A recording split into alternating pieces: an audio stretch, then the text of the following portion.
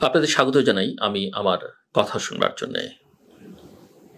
একটা বিষয় খুব পরিষ্কার করে নেওয়া ভালো এবং কেউ যদি নির্মোহভাবে, নিরাসক্তভাবে আমার কথা শুনে থাকেন, তাহলে নিশ্চয়ই স্বীকার করবেন, যারা বাংলাদেশের নির্বাচন চায়, দ্রুততার সঙ্গে চায়, দ্রুততম সময়ে চায়, আমি তাদের মধ্যে একজন।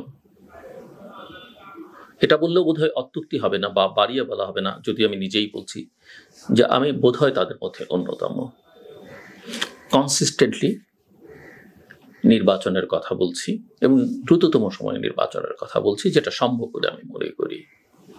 একই সঙ্গে আমি বলছি ফেব্রুয়ারিতে নির্বাচন হবে না। সিজিএস এর পক্ষ থেকে আমরা পলিটিক্স ল্যাব শুরু করেছি ইয়াং পলিটিশিয়ানদের নিয়ে, যারা বিভিন্ন ছাত্র সংগঠনের নেতৃত্ব দিচ্ছেন তাদের নিয়ে। আজকে সকালেই একটা সেশন ছিল এবং সেশনে আমি অংশগ্রহণকারীদের জিজ্ঞেস করছিলাম, তারা বিভিন্ন ছাত্র সংগঠনের নেতা, ফেব্রুয়ারিতে নির্বাচন হবে কিনা, কি মনে করেন, তারা বিশ্বাস করেন কিনা যে ফেব্রুয়ারিতে নির্বাচন হবে। একজনও বলেননি যে তারা বিশ্বাস করেন ফেব্রুয়ারিতে নির্বাচন হবে। আমাকে বিশ্বাস করুন, এবং বোধ করি যারা সেখানে ছিলেন তারাও শুনছেন আমার কথা। বা আমি যদি ভুল বা মিথ্যে বলে থাকি তাহলে তারা কন্টেস্ট করতে পারেন। কেন ফেব্রুয়ারিতে নির্বাচন হবে না? আমি মনে করি যে সরকারের ভেতরে থাকা একটা গুরুত্বপূর্ণ অংশ এবং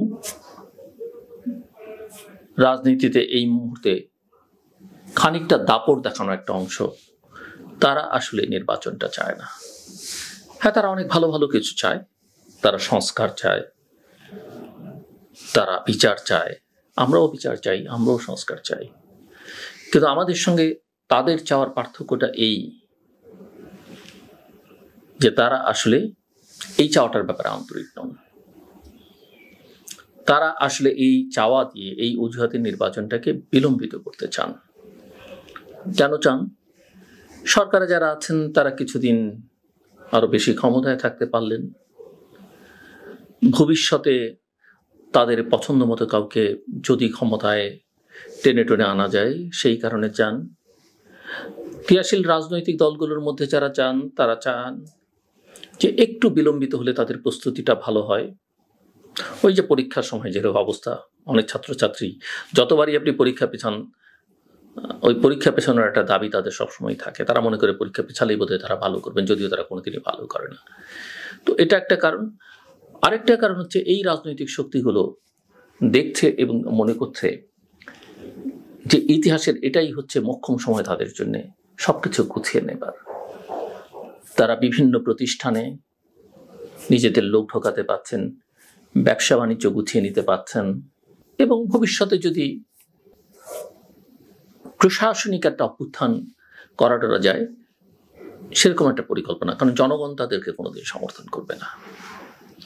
সো এইসব অজুহাতে এই যেমন ধরেন এনসিপি, জামাত, ইসলামী আন্দোলন, আরো বিভিন্ন রাজনৈতিক দলের বিভিন্ন দাবির কোনো শেষ নেই।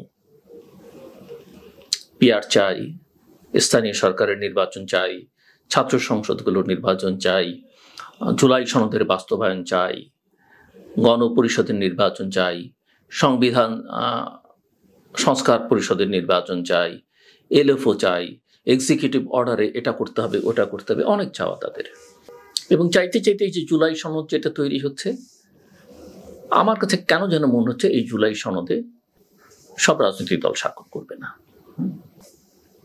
এবং ওই যে শর্ত কিভাবে বাস্তবায়ন হবে তার জন্য ইতিমধ্যে এক্সপার্টদের সঙ্গে ঐকমত্য কমিশন আলোচনা শুরু করেছে। এই বাস্তবায়ন করাটা নিয়ে একটা বড় সমস্যা। প্রথম কথা হচ্ছে জোর করে কোনো কিছু চাপিয়ে দেওয়া যায় না, চাপিয়ে দিয়ে কোনো কিছু হয় না। এটা মনস্তত্ত্বে, এই যে সংস্কার টংস্কার বলছি না, আপনার মনস্তত্ত্বে যদি থাকে, আপনি মাইন্ডসেটে যদি পরিবর্তন আনেন, আপনি আপনার রাজনৈতিক সংস্কৃতিতে যদি পরিবর্তন আনেন, তাহলে এগুলো হবে।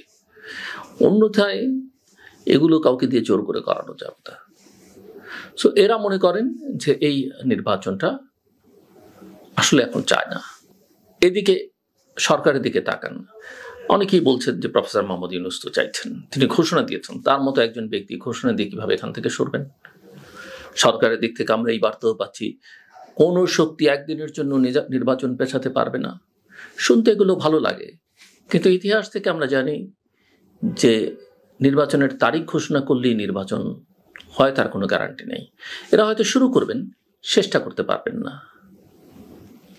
এবং প্রফেসর মোহাম্মদ ইউনূসের অত্যন্ত গুণী মানুষ, অত্যন্ত ভালো মানুষ, সম্মানিত মানুষ, আমাদের গর্বের মানুষ, তাকে নিয়ে আমরা গর্ব করি। কিন্তু বাজারে কথা প্রচলিত আছে যে তিনি তার যেহেতু অন্তত পুত্র সন্তানের প্রতি এক ধরনের বিশেষ দরদ তার মধ্যে তৈরি হয়েছে, তিনি পুত্রতুল্য মনে করেন অন্তত দুজন উপদেষ্টাকে, ছাত্র উপদেষ্টাকে। তিনজন কিনা, কারণ একজন নাই, আমি বলতে পারছি না, এরকম কথাও কিন্তু চালু আছে। যে কারণেই এই যে ধরেন একজন উপদেষ্টা, হাঁসের মাংস খাওয়ার তার খুব শখ, ইদানিং আবার মানুষের মধ্যে থেকে হাঁসের মাংস খাওয়ার বেশ প্রীতি। তো তিনি গভীর রাত পর্যন্ত দেশের জন্য কাজ টাজ করেন, করে তিনি হাঁসের মাংস খেতে 300 ফিটে যান। দোকান বন্ধ হয়ে যায় ভোরবেলা, তখন তিনি ওয়েস্টিনে যান।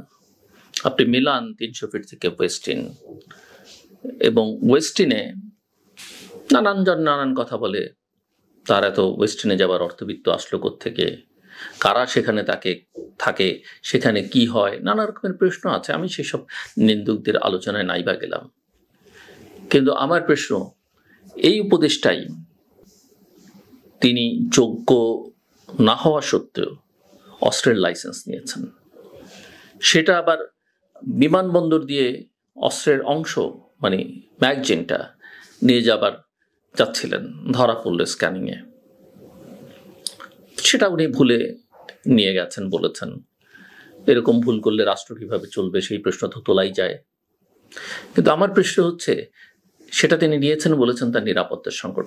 রাষ্ট্র তো তাকে নিরাপত্তার ব্যবস্থা করছে, এবং সেই নিরাপত্তা দিতে গিয়ে রাষ্ট্রের জনগণের অর্থে খরচ হয়, কিন্তু সেই নিরাপত্তা যথেষ্ট না, তার নিজের নিরাপত্তা দরকার।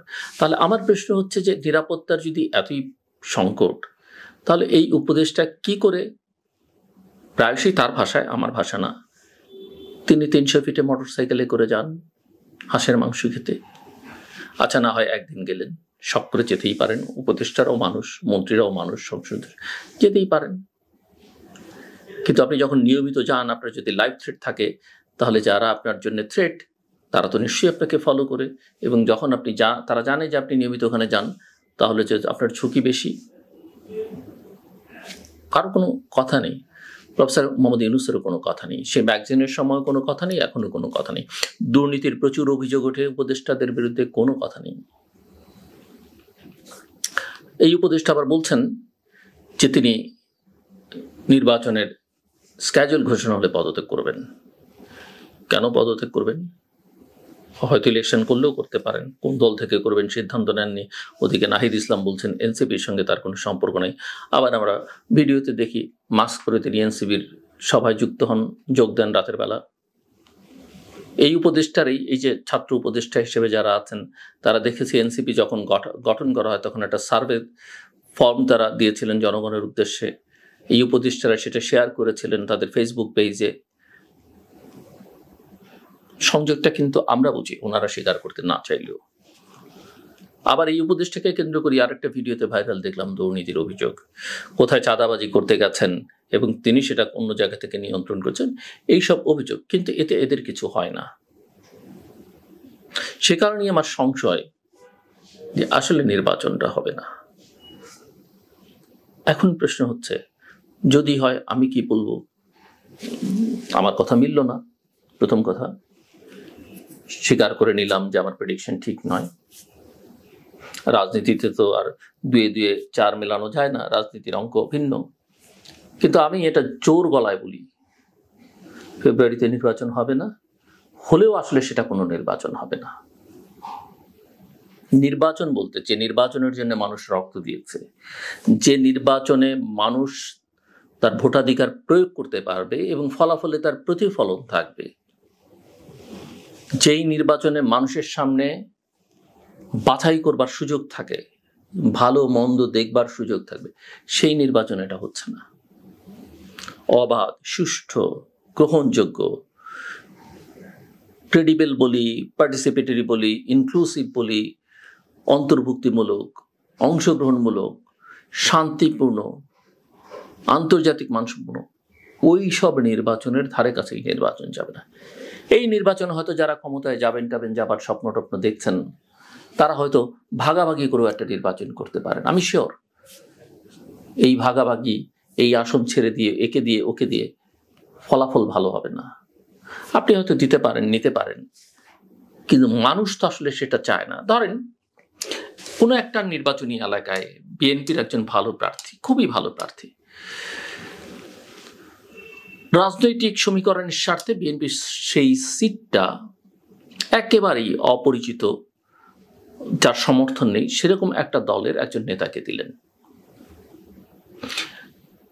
নির্বাচন কমিশন এখন বলছে যে এক দলের নেতা আরেক দলের প্রতীক নিয়ে নির্বাচন করতে পারবেন না। এই প্রসঙ্গ নিয়ে বিতর্ক থাকতে পারে, এই সিদ্ধান্ত তারা ইমপ্লিমেন্ট শেষ পর্যন্ত করতে পারবেন কিনা সেটা নিয়ে আলোচনা হতে পারে। কিন্তু আবার প্রশ্ন হচ্ছে যে পারুন কিংবা না পারুন। প্রথম কথা হচ্ছে, ধরেন XYZ পার্টির একজন নির্বাচন করছেন ধানের শীষ নিয়ে নয়, কিন্তু ধানের শীষের প্রার্থী সেখানে নেই, অর্থাৎ ধানের শীষ বা বিএনপি তাকে সমর্থন দিল। চিত্রটা কি দাঁড়ালো? বাংলাদেশের মানুষ এখনো পর্যন্ত মার্কা দেখে ভোট দেয়। ধানের শীষ, নৌকা, লাঙল, দাড়িপাল্লা এইসব দেখে ভোট দেবে। যখন সে ধানের শীষ দেখবে না, নৌকাতে তো আপনি বাইরেই রাখছেন, তখন তার পছন্দ কি হবে? সে কিন্তু নাম সর্বস্ব রাজনৈতিক দলের নেতার অপরিচিত প্রতীকে ভোট দেবে না, সে ভোট দেবে তখন দাড়িপাল্লায়। লাঙল থাকলে কেউ কেউ লাঙলও দিতে পারেন, কিন্তু তাদের আসলে সেখানে ভোট পাওয়ার কথা না। এটা বিপদ না আপদ হবে আগামী দিনে সেটা আমি বলতে পারছি না। এটা একটা চিত্র। আবার ধরেন ধানের শীষ নিয়ে করলেন ওই ছোট দলের প্রার্থী, কিন্তু ওই এলাকার মানুষ বা বিএনপির নেতাকর্মীরা বা এখানে আওয়ামী লীগ হতে পারে, অন্য কেউ, তারা কি প্রস্তুত ওই দলটিকে ভোট দেওয়ার জন্য, ওই ব্যক্তিকে ভোট দেওয়ার জন্য? তার তো একজন নেতা যাকে কেন্দ্র করে সে নিজের মনোজগৎ তৈরি করেছে, সেই লোকটার সঙ্গে তাদের এক ধরনের সম্পর্ক আছে, তাকে ভোট না দিয়ে দিতে হবে অন্য আরেকজনকে। আবার যেই ধরেন এই লোকটা হয়তো বিএনপি বা আওয়ামী লীগ বা জামাতের আদর্শে বিশ্বাস করে, ওই দলটির আদর্শেই বিশ্বাস করে না।